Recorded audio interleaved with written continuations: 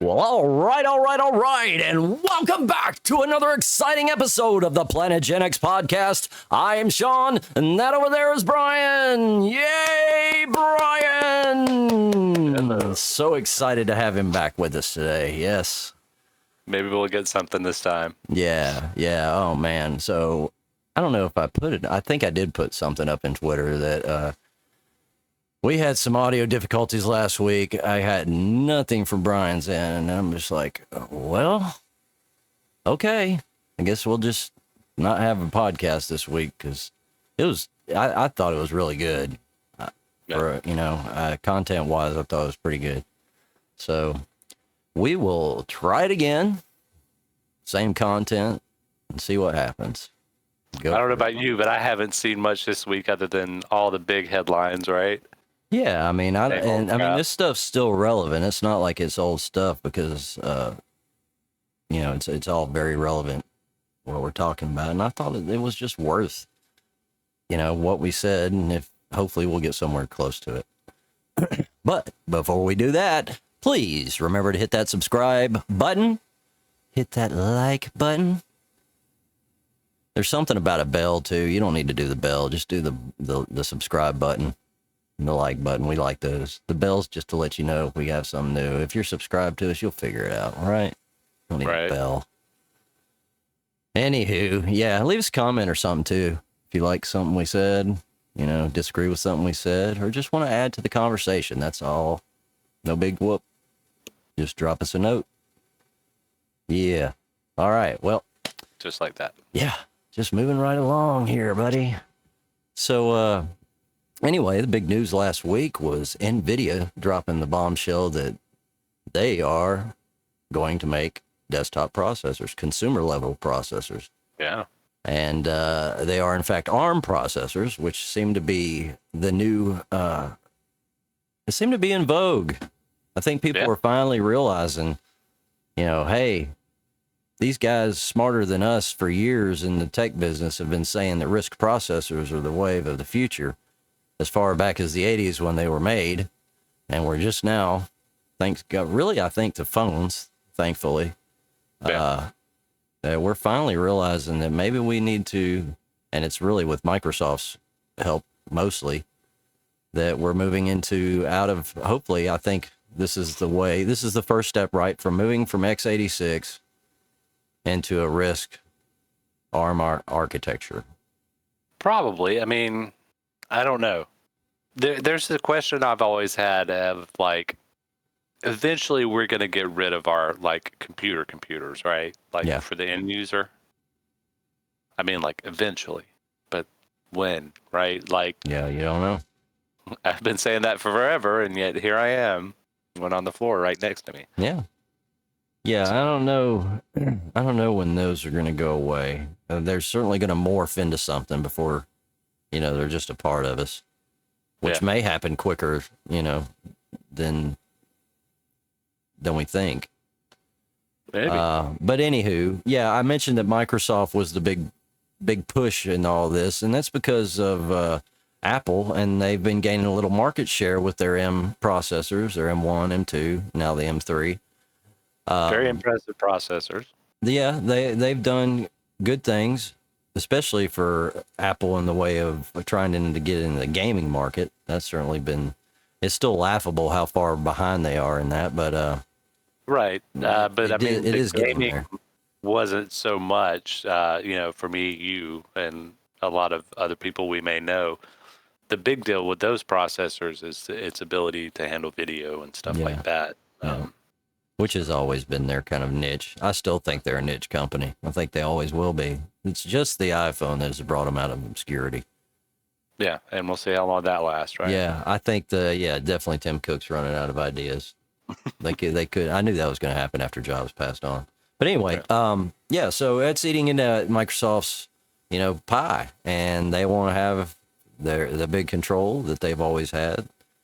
And so they've been encouraging manufacturers to come out with chips. Qualcomm has the new Snapdragon that's just come out as well. It's ARM chip. And mostly you're seeing this in like laptops right now. I don't think there's any kind of desktop devices that are on the horizon. But Yeah. So, and we saw Nvidia's Grace Hopper chip, what, about a month, 2 months ago, something like that. And that was for the enterprise market. Yeah. And I thought that was the writing on the wall. I mean, you could kind of tell from that like, hey, I don't think it's long before Nvidia is making some kind of CPU. And why wouldn't they? Well, Right? I mean, these guys, man, they're all in with the AI. And, I said it the other day, it may have been on the podcast that never made it from last week, that, Right. eventually it's just going to be all one chip anyway. There's not going to be a GPU, CPU that we think of. It's just going to be the APU or whatever they decide to call it, which AMD is already doing. They've got a couple chips out now that it's all there in one. That's all you need. It's crazy, man. I mean, the time we're in, the variety of stuff, the variety of possible manufacturers. We'll see how it all shakes out, and where this ends up. But I mean, tech just gets crazier and crazier, and I mean, we've got like amazing technology outside of that right now in this era. But yeah. well, I don't know if you would have told me that, with the trend, and we've been around it for a long time. Intel and AMD having some kind of competition, and at this stage of the game, I don't know if I would have thought about it. Well, I mean, early on, right, when AMD was, shortly after Pentiums, I think it was, and they were kind of having a little bit of we've had encouragement in the market. Cyrix. There's been other processors out there before, and nothing's been able to take away from those two. Yeah. But nobody has come out at them with anything reasonable either. And I think Nvidia certainly has the backing and the means to make it happen. Probably. So, and that, naturally they are making it happen. So I never would say never, but it's definitely interesting that, you brought up an interesting point too, in the last podcast of, how perhaps they should be separating their businesses. And no doubt with Nvidia, we all, everything that we use gaming wise in these cards is just filtered down from what they've learned in their enterprising builds and the stuff they come up with that.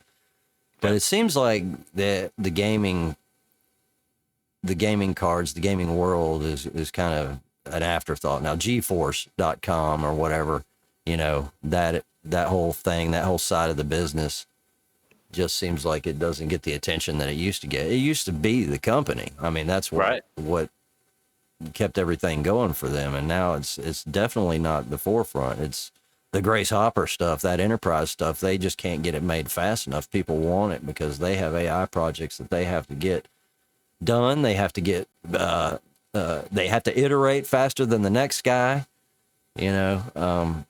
Well, I mean, let's not forget though, before the crash, there was crypto, and that was a huge boon to them as well. Yeah, I mean that made them big, and then that's when that's when they first started turning their back on the gamer with that, because they realized, oh, wait a minute, there's other applications for our products.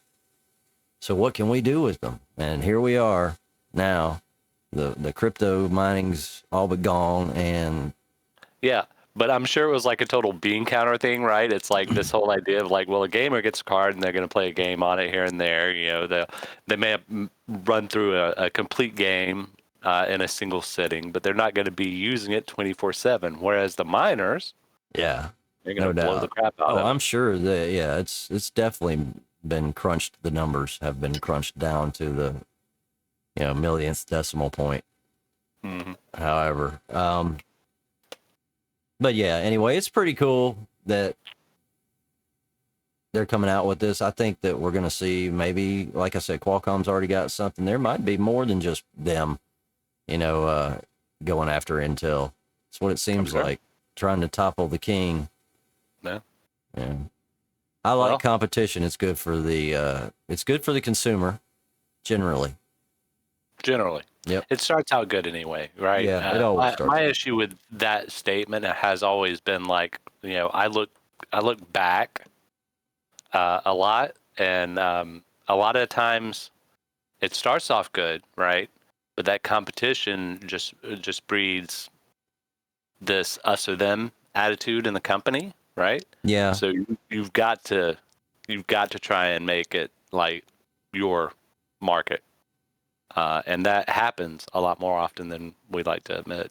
Well, you can look at it from that point of view, but there's no way to have your cake and eat it too from either side, because you can have the competition, which can most likely be a good thing, like you said, maybe even just up front. But the polar opposite of that is having just the one entity, and they dictate everything that's happening, that you have any interaction with them, and I think that to me is worse. So that to me is not the point I was trying to make. It's more along the lines of this illusion of competition, because it's not competition. Competition to me is kind of like fair stakes, equal ability, and competitions, you have your weight divisions and whatnot, right? Whereas in business world, man, you know how it is. It's cutthroat. Well, yeah. All kinds of shady and illegal shit going on all the time, and Well, that as long seems as to you be come the out on world. top, that's all that matters. Yeah, that just seems to be the world we live in. Yeah.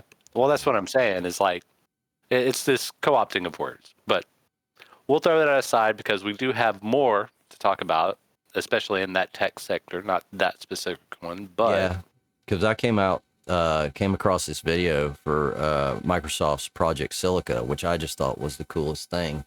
It approaches the problem of how do you store data for long term, and we're talking not 20 years, 30 years. We're talking 10,000 years. How do you keep it around? Because we're only amassing more data. It's not going away. right. Most of it we don't want to send to the trash can, for deletion later. So they came up with this idea of putting data into glass slides, quartz. Well, they're glass, but they've got quartz in them. Right. And burning it in. Yeah, they burn it in like a laser. We've likened it to kind of like an optical drive, but it's not even comparable. But just to the layman, if you just looked at it, you go, oh, that kind of looks like how a CD would read, or a laser would read on a CD. But well, obviously, a lot of inspiration was pulled from that, right? yeah, well, I mean, sure. It looks like a microscope if you described it. You guys can go check out the video. If I remember, which I've been fairly good about it, I'll try and put a link up to the video so you can check it out. But yeah, it's like a microscope laser, and the glasses they're about like that square, not very big, and I think they hold like 360 terabytes of data on that glass, which is crazy. And don't hold me to that number. I had to dig around for that, and that's kind of the That's what I was going to say. Is I couldn't find the number when I was. Yeah, and it may be for a competing. I don't know. It was for a quartz thing, which I think was the same thing, but that's the data I got. It was early days for that. Yeah. They may be way further than that. But it was really cool because like the room they keep everything in, they store all these little glass slides in. It kind of reminded me of like a Blockbuster or something, shelves, like DVD shelves, right? Like if you can imagine like movies lined up on these shelves, but instead there's just like little glass slides.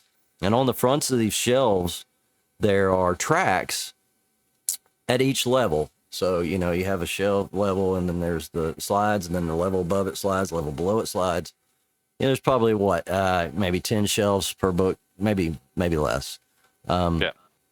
So they come in, they have these little robots, man, and they're not very big, and they just kind of put the robot on the track, set it up near it, and it puts its little arms out, and it grabs one track and grabs the other, and then it just zooms back and forth to go to the appropriate slide. But the coolest part is when it has to go to the next top or bottom, it throws itself around, and does a little loop and throws its leg up and then pulls itself up around and attaches the other and then just goes zoom down the way. It's really cool how it works. It is. I mean, obviously, a lot of this, they're kind of dealing with like old stuff, like we were talking about with optical drives. And to me, this was like an updated version of the old, robotic armature, those old, old school, like high density storage devices or whatever, or enclosures. But with a much better armature, right? And obviously better storage. Yeah. I mean, for those who don't know, like, we really have no, like, if you think you threw something on a DVD or CD back in the day and you're hoping it's going to be there in 20 years, there's a limited possibility you might be able to read something off of it. But these discs, they degrade, they deteriorate. They literally deteriorate inside the, I can't get all technical, whatever's inside it, is going to deteriorate, and magnetic tape, stuff like that, it just doesn't hold up. So this is a pretty ingenious way of doing it.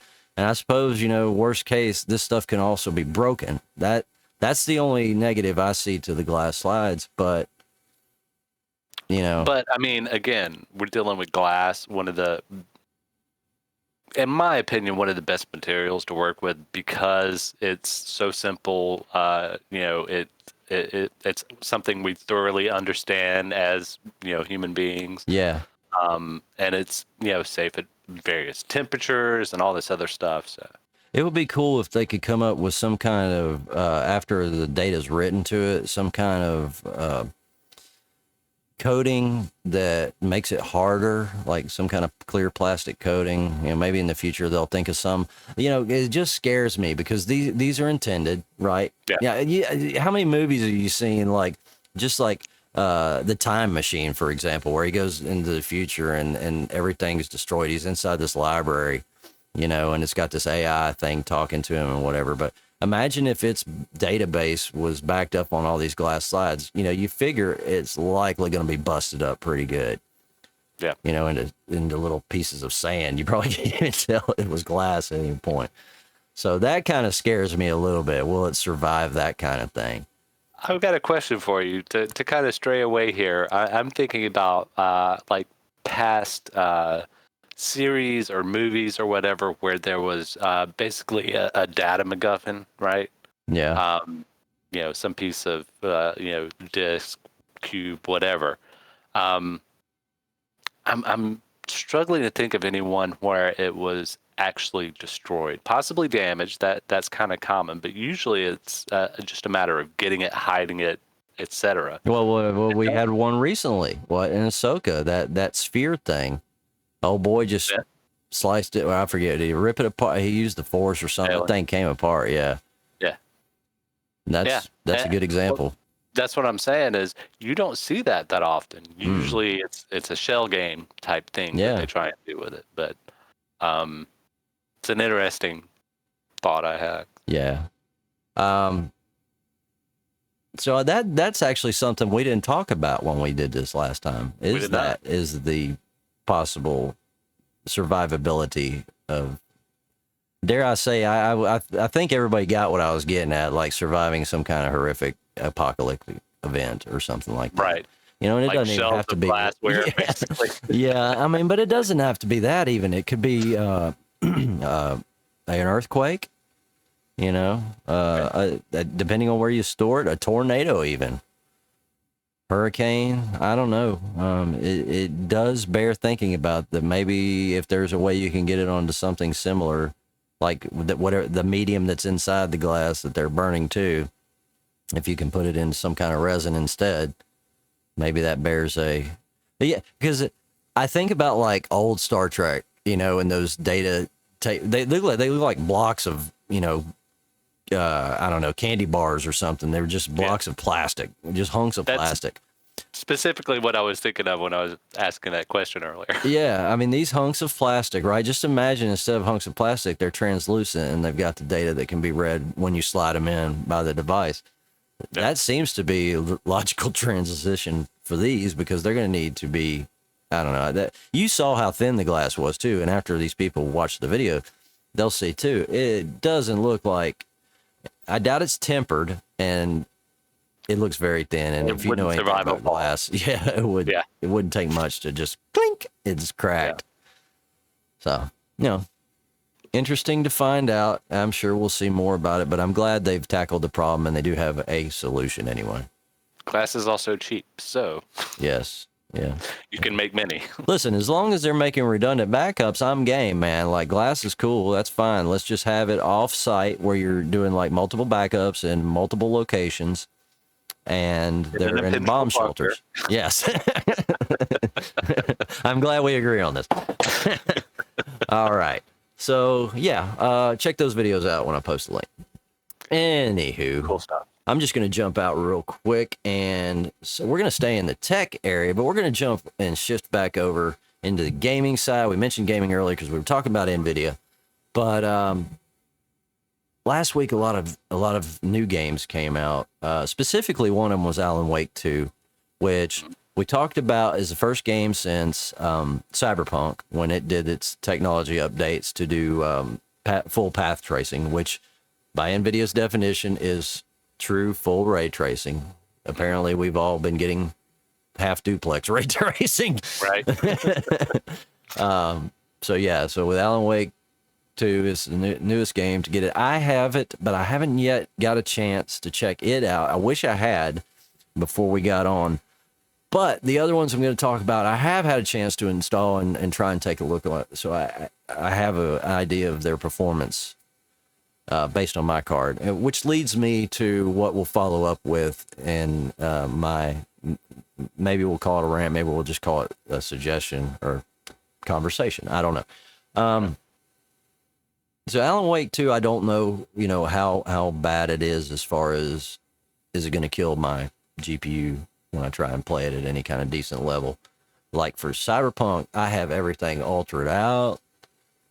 I get enough frames that I'm happy and everything looks great. I don't know if I'll get that same experience with Alan Wake, but we'll come back to talking about that. The other game I did get to check out, and I didn't have it on my system for long, I was that irritated with it, was Ark Survival Ascended.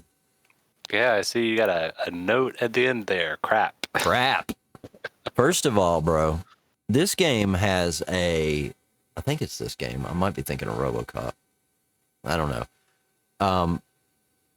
But right out of the box, like it's like, just on the, when it's doing the like splash screens for the, whoever the studios are, you know, it's just playing every, just, and then finally gets to the point. But I get into a game and it's just stuttering, man. It's stuttering. And I don't know what the settings are yet. I haven't looked at them, but I'm just like, oh, this isn't good. And then I go and look at the settings. I'm like, well, I don't think anything's really truly out of order here.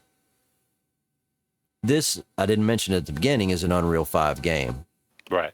This is my first experience with an Unreal 5 game. And I got to say, man, I don't know how well they're optimized. I did have the correct driver on, Nvidia driver on. It just, that alone was killing it for me. But this game, dude, I get in, I'm naked as a jaybird, and immediately I'm running by and dinosaurs start attacking me and I'm dead. Right. I'm like, okay. I give it one more shot. I'm running around. I'm like, okay, so what do I got to fucking do? I'm looking for something to do. I'm trying to get her away from another dinosaur that's picked up on me. I'm trying to just run up a couple of boulders to get to hopefully, screw him to where he's just stuck down there. Not happening. I get 8 again. I'm like, fuck this game, dude. This game sucks. So, yeah, I don't know. I'm making a point here. We'll get to City Skylines 2. Got a chance to check it out. You have already heard and read some stuff about it. What did you read about it? That there were things being rendered that didn't necessarily have to be rendered. All of your citizens were being rendered in real time, like their full faces. Yeah, without even having a camera on them. Right. Yeah. So Yeah, or even being rendered at all. Like, Yeah. I don't know. I can see rendering blocks at such a distance. Now, when you zoom in, obviously it gets, the detail changes. It's just how it's a level of detail. It's how it's always been. Right. Yeah, it's bad. It's bad. It's a very popular game, though. I mean, it's getting downloaded like crazy. I think it has the potential to look cool, but it needs some optimization. But however, and I'm not done yet. I'm going to get to my point. One more game, RoboCop. Wait. Go ahead. I want to go back to City Skylines because one of my favorite memes from the last week came from that, and somebody was like, I finally got City Skylines working in real time, and then had an image underneath it, and it was the original SimCity. Before you even said it, I knew where you're going. When you started to go there, I was like, he's going to say SimCity. Yes. Because it is. It's the modern SimCity. It really is. And like I said, it has the potential to look great, but those guys really need to get on it. Some optimizations or something. Last game I got to check out, which I actually was one of the games I wanted to. It's one of the ones I wanted to see this year. Was RoboCop, Rogue. Was it Rogue City? I can't remember what it's actually called. Couldn't tell you. So far, so good. The performance has been fine. I believe it's Unreal Engine, but it looks like 4. Should be just 4. Right. If it's 5, it's not very representative of what 5 can do. I don't think it's very representative of what 4 can do. So, graphics-wise, there is a little bit to be desired. I was noticing on one of the characters at the beginning, like the arms were real, like plasticky, like. Yeah, really looking, and then there's a thing with bones, especially back in the old days when they set up bones in an armature, the way they would bend, it would make this weird pinching movement. Yeah, and you would have bulges here. It made it look weird. The muscles just weren't right. Yeah, it looked horrible. But then other models looked great. So it was just very here and there as far as the level of detail on certain models. RoboCop looked fantastic, obviously. What I have played so far with, it's enough to keep me, interested so far. I didn't get any to where I could add points to my skills or anything like that. I didn't get far enough into that. But as far as just out of the box gameplay optimization, I thought it did well. I think that's the one that has the auto detect, which this leads me, I'm glad I saved it for last because this leads me to the culmination of my point. I think many other studios need to adopt this idea. And this is not new. This has happened. We've had auto detects for graphic settings before. And they're not always perfect. It's been a nightmare. Yeah. And that's what I was saying. They're not always perfect, but generally it can, in most cases, get you in the ballpark, get you where you need to be for your card, your system. And I think that RoboCop obviously did it. And I could probably go in there and squeeze some maybe better detail out of it. I don't know. I don't remember if I looked at the settings or not to where I could get anything better. I think on that one, I'm just about maxed out on the settings. But like I said, it's not killing it as far as what Unreal 4 can do, I don't think. And maybe there's more to see later on in the game. But I think what the major problem with the modern games that are coming out is that people are, okay, so we have cards that are capable of playing these games at reasonable frame rates. They're the 4090 and the 4090. Right. Maybe the 4080, right? Depending. Maybe. It just depends on the game. But we can safely say the 4090 is going to get the job done. Strictly for the fact that it's just throwing ridiculous fucking shit at the wall. You're going to pay the price for it in your power bill when you go to play these games that they're ultra realistic settings. Right. Now, don't get me wrong. I love to see the game as it was meant to be realized, just like the next guy. But I'm not a guy who's always had the latest and greatest card, so I very rarely have seen the game. In fact, I remember going over to friends' houses and going, holy shit, I've never seen that before, And what I didn't know didn't hurt me. I was still happy to play the fucking game. But once I did see it, I was very envious, obviously. But, you know, again, what you don't know won't hurt you. These guys, I know that this is what's happening because it's what I have a tendency to do, but I have enough sense to pull back. They want to go balls to the wall right out of the gate. Well, my card, I want my card to do what it says on the box. It says, I got above the minimum specs. I've even got above the good specs. So, yeah, I want to do what's on it. No. You don't seem to understand. You guys, we've jumped from games that went from 10 to 15 to 20 gigs in size to 60, 80, 100, 150 gigs in size. That's a big fucking difference. That's a lot of polygons and textures to be passing through a pipeline. Things have changed, my friends. You've got to look at your settings and change your settings. Now, I got lucky with Cyberpunk. It's set at Unreal, nice, great settings. I think there's still some stuff that's not set to Unreal, but it doesn't matter. I'm getting like the stuff that I want to get, like the volumetric smoke, the path tracing. Mm-hmm. I would rather have that stuff on because I'm sacrificing frames big time by having them on. I'd rather have that stuff on and just take away from them little things that I might not notice. And y'all got to get smart about it. And then sometimes it's not you, it's the game, but it's not always the game. These guys, they're not all shit at programming. And a lot of these companies, these huge companies, I mean, like, look at the stuff when Starfield came out. Well, that's only because of AMD having such a sweetheart deal with them. Of course, it's going to come out of the box being not as good on the Nvidia card. But it does now because that's the way it was going to happen anyway. They knew that was going to happen. They deliberately did it that way. Oh, yeah. That's what exclusivity buys you. Well, so, yeah, that was...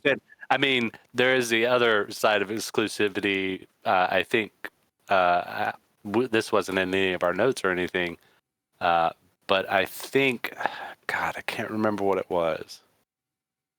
But there was this first of God of War being available off of PlayStation, which is unheard of. That was one of their flagships. Yeah. But yeah, this late in the game, it wasn't even like the new stuff. This was like original God of War, maybe God of War 1 or 2, whatever. And it's coming off of something besides PlayStation. Right. Wow. That is a big deal. Yeah. It's huge. Those games were new in the 90s, right? Like late 90s? Oh, yeah. Well, late 90s. I'm trying to remember. I played the first God of War. Well, I want to say early 2000s, but you might be right. It might have been late 90s. Somewhere around there, anyway. Yeah, Kratos. I remember, it was PS2 is when it came out, and that came out in 01. Okay, yeah. Yeah, so, yeah, it would have been the early 2000s. Okay. Anyway, so moral of the story, maybe I didn't even do well with Ark Survival as far as the graphic settings. Maybe. I don't know, and I won't find out because I'm not going to waste my time and my SSD's health, constantly installing and uninstalling this stuff like I have been doing. Right. Cyberpunk 2 also came out with 2.02 since we had done this. Yeah. I can't tell you if there's anything great to have there. I have gotten to play some Cyberpunk. I've been real happy. Although I've noticed I've been crashing. I never got crashes, dude. Never. And I've been thrown out of the game a couple times this past week. In the newest one or the one before? I'm not playing into the Phantom Liberty stuff yet. No, I'm in 2.02. 02? Yeah, it is 02. But I was getting it in 01, I believe, as well. Was I? Yeah, I think I was as well in 01. Okay. So, I don't know. This is a Steam version. The one I was using before was a God Game version. I was having all kinds of issues with it, though. Like, what did I say? God Game, good old game. I mean, duh. Anyway, we only have really one more thing that I just wanted to say for y'all that don't know it by now. It's really old news as far as being a week or two old. Mike Portnoy is back with Dream Theater. after a long hiatus. He's been away, I think, since 2011. Done a bunch of side projects, Winery Dogs. There's a couple more he's done. Recently, though, he had gotten back and done some with John Petrucci, the guitar player for Dream Theater. He's done some of his solo project stuff, drum on him with him. And I think that rekindled some love. Obviously, that had to be something there that he's like, oh, man, I really dig playing with this guy. I think that's probably what he was always wanting to play with the guy from the get-go. I don't know why he left. I never was such a Dream Theater fan that I followed them enough to follow their news. Yeah. So I don't know why he left, but things happen anyway in bands. As a former musician, I can tell you it just could be anything. Well, also, you know how it is, man. Like whenever you leave a habitat of some sort, 10 years later, coming back, you really, unless the negatives are really pushed in your face, you really concentrate on the positives, right? Yeah. Well, he's older now. He probably, if it's something internal, like for me, dude, if I knew I did something wrong, older guy, I'm really good at self-evaluation. So if he's like that and can be like, well, maybe I shouldn't have been this way with him. I think for him, though, he really misses that. I'm sure they had something between them that just was like they were shared a mind. I've been with guitar players where we're like that. We could just jam out anything and have a lot of fun doing it and not know one way the other one, where each other was going, but somehow it just worked. You could just feel it. I imagine when they did their sessions together on the solo stuff that rekindled it. So Mike Mangini, who had filled in for his replacement since 2011, was very gracious about it and wished him all the best. He was doing, he had recorded, I forget the name of the band. I saw just a brief bit of them playing live.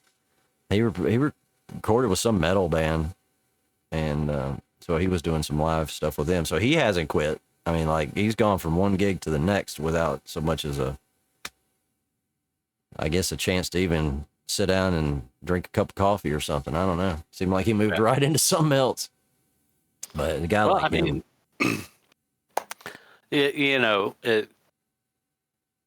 A group as old as Dream Theater, man. I mean, you've got to be thankful for the chance to play with them, all the experiences you had, and all this. And if somebody comes back to take your spot, you're not going to give it up necessarily. But if that's the decision they go with, you can't be an ass about that, right? You can't be the guy that's like, no, we can't have Kirk Hammett come back to Metallica. Right. Yeah, no doubt. Right.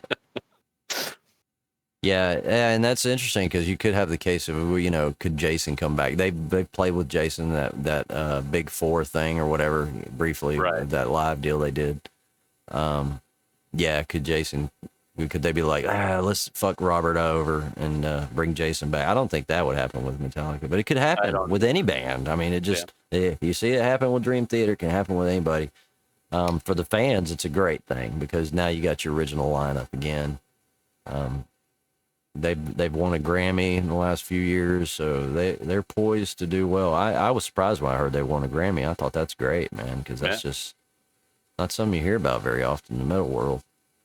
Well, I mean, it happened. Things like that happen more than you know because it's kind of looked at as a one-off, right? I wish I could have prepared for this because there are many other instances where things like that have happened. Well, I can think of Metallica losing the first time they had the metal category to Jethro Tull. I remember that year I was watching it, and I remember when they did win it the following year, they thanked Jethro Tull for not putting out an album, which is very funny. So yeah, it happens. It's rare, but I think so much too, though. I mean, I may take for granted maybe more metal bands do get Grammys nowadays. Whether or not it's televised is a whole other story, I guess. I don't catch that stuff anymore. Anyway, I can't tell you the last time I saw an Emmy, a Grammy, Oscar deal, or whatever, any of that stuff, man. So who knows? I'm probably talking out my ass. So. The Academy, like Jim Carrey. I'd like to thank the Academy. Who the fuck are the Academy? Those are the people that have been fucking our world for years. It's not the Illuminati, it's the Academy. Come to find out, it's all the same. Yeah. The deep state is really the Academy. Right. Wow. Anything else you want to talk about, Mr. I've got to yawn all through the podcast? I know, man. I'm sorry. I'm trying to hide it, and I can't help it. I've been like this all day. The weather change, I think I've mentioned in the past, I suffer from seasonal affective, so that kind of messes with me. But the one thing I always love about this weather change that we're getting now, I'm not quite as much as an audiophile as you would, as someone you would label an audiophile, but I'm a lot more audio oriented than a lot of other people. Yeah. And so with this change, it's like my whole body can relax because noise is suppressed. When the weather changes, I don't have to worry about, the fact that I'm always hearing traffic or this or that or whatever. It's a little easier to focus. So, all right. Happy for a weather change, despite it dampening my mood. Yeah. Well, we get to fall back this Sunday, a couple days. Yep. Fall back an hour.